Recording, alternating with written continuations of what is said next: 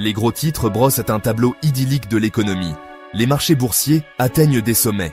Le secteur technologique est en plein essor, alimenté par les progrès de l'intelligence artificielle. Le chômage reste faible. En surface, tout semble aller pour le mieux. Mais derrière cette façade de prospérité, une crise cachée se prépare. Une crise qui menace de briser l'illusion et d'exposer la fragilité de notre système économique. Ceci n'est pas une théorie du complot, mais un avertissement fondé sur des schémas historiques et des indicateurs économiques actuels. Les signes sont là pour ceux qui cherchent à voir au-delà de l'optimisme superficiel. La vérité est que nous vivons à une époque d'endettement sans précédent, de bulles spéculatives et de risques systémiques. Tandis que l'élite fortunée célèbre des profits records et profite des fruits d'un marché haussier, le citoyen moyen a du mal à joindre les deux bouts. Le coût de la vie monte en flèche, les salaires stagnent et la classe moyenne se creuse. L'écart entre les riches et les pauvres se creuse à un rythme alarmant, créant une société de plus en plus inégalitaire et instable. On nous dit que nous vivons à une époque de progrès technologique et économique sans précédent. L'essor de l'intelligence artificielle, de l'automatisation et de l'économie numérique promet un avenir d'abondance et de prospérité. Et si ces innovations recèlent un potentiel incroyable, elles ont également masqué des vulnérabilités économiques sous-jacentes. Le marché boursier, souvent salué comme un baromètre de la santé économique, s'est de plus en plus détaché de l'économie réelle. La spéculation, alimentée par le crédit bon marché et la peur de rater quelque chose, a poussé les évaluations à des niveaux insoutenables, créant une bulle prête à éclater. Le secteur technologique, en particulier, a connu un afflux de capitaux, les entreprises atteignant des évaluations astronomiques basées sur le potentiel futur plutôt que sur la rentabilité actuelle. Cette déconnexion entre les marchés financiers et l'économie réelle est un signe d'alerte clair. Alors que les riches s'enrichissent, les bénéfices de ce prétendu progrès n'ont pas profité à la majorité de la population. Beaucoup se retrouvent piégés dans un cycle d'endettement, travaillant plus d'heures pour un salaire moindre et luttant pour suivre l'augmentation du coût de la vie. La fondation de ce château de cartes économiques est la dette. Une montagne de dettes qui a atteint des niveaux insoutenables. Les gouvernements du monde entier ont accumulé des déficits massifs, dépensant au-delà de leurs moyens et accumulant des billions de dollars de dettes. Les banques centrales ont maintenu les taux d'intérêt artificiellement bas, encourageant l'emprunt et alimentant les bulles d'actifs. Les consommateurs, attirés par le crédit facile et l'attrait d'un mode de vie matérialiste, ont contracté des niveaux records de dettes personnelles. Les dettes de cartes de crédit, les prêts étudiants et les prêts hypothécaires sont devenus un fardeau incontournable pour des millions de personnes. Les entreprises ont également participé à cette frénésie d'endettement, utilisant des crédits bon marché pour financer des rachats d'actions, des fusions et des acquisitions, plutôt que d'investir dans la capacité de production. Cette dépendance à la dette a créé un système économique fragile et insoutenable. L'illusion de la prospérité ne se maintient que tant que la bulle de la dette continue de gonfler. Mais comme toutes les bulles, celle-ci finira par éclater. Et quand ce sera le cas, les conséquences seront graves.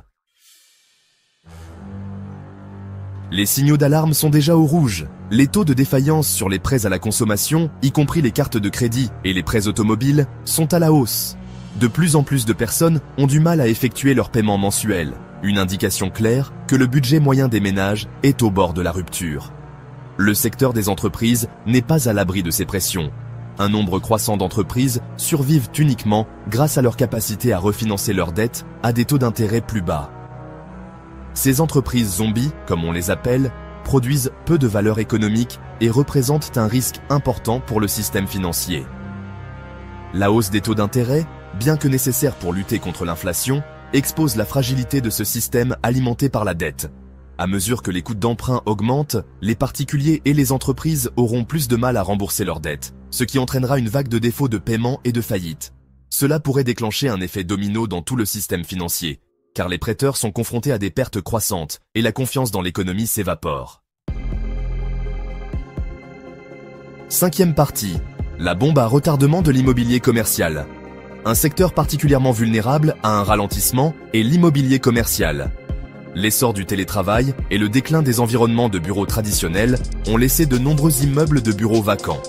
Cela a entraîné une baisse de la valeur des propriétés et une augmentation des défauts de paiement des prêts, exerçant une pression immense sur les banques et autres prêteurs qui détiennent ces prêts hypothécaires. La situation rappelle étrangement la crise des subprimes qui a déclenché le krach financier de 2008. À l'époque, c'est l'effondrement de la bulle immobilière qui a déclenché une réaction en chaîne dans tout le système financier. Aujourd'hui, le marché de l'immobilier commercial présente un risque systémique similaire. Si le marché de l'immobilier commercial s'effondrait, cela pourrait déclencher une vague de faillites bancaires et un resserrement du crédit qui paralyserait l'économie. Les entreprises auraient du mal à obtenir les prêts dont elles ont besoin pour fonctionner, ce qui entraînerait des licenciements, des faillites et une forte baisse de l'activité économique. Sixième partie, l'écho de la bulle Internet. La frénésie actuelle autour de l'intelligence artificielle présente également des similitudes frappantes avec la bulle Internet de la fin des années 1990. Les investisseurs, aveuglés par le battage médiatique et la promesse d'énormes profits, investissent massivement dans des startups d'IA dont beaucoup n'ont pas encore généré de revenus et encore moins de profits. Si l'intelligence artificielle recèle sans aucun doute un potentiel transformateur, les évaluations actuelles de nombreuses entreprises d'IA sont déconnectées de la réalité économique.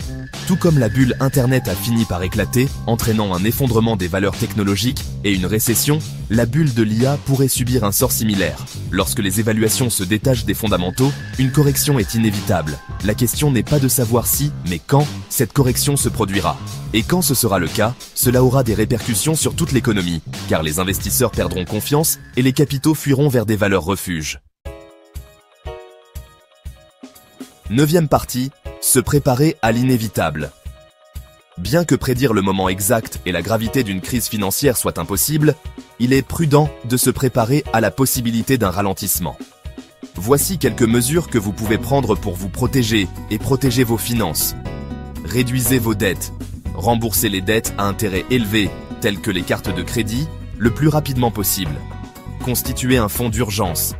Essayez d'avoir l'équivalent d'au moins 3 à 6 mois de dépenses courantes épargnées sur un compte facilement accessible. Diversifiez vos investissements. Ne mettez pas tous vos œufs dans le même panier. Répartissez vos investissements entre différentes classes d'actifs, telles que les actions, les obligations, l'immobilier et les matières bâties en première. Vivez en dessous de vos moyens. Évitez l'inflation du mode de vie et concentrez-vous sur l'épargne et l'investissement d'une partie de vos revenus.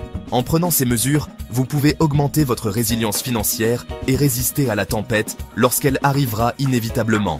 N'oubliez pas que les crises créent souvent des opportunités pour ceux qui sont préparés. En étant proactif et en prenant des mesures pour vous protéger, vous pouvez sortir du ralentissement plus fort et plus résilient que jamais.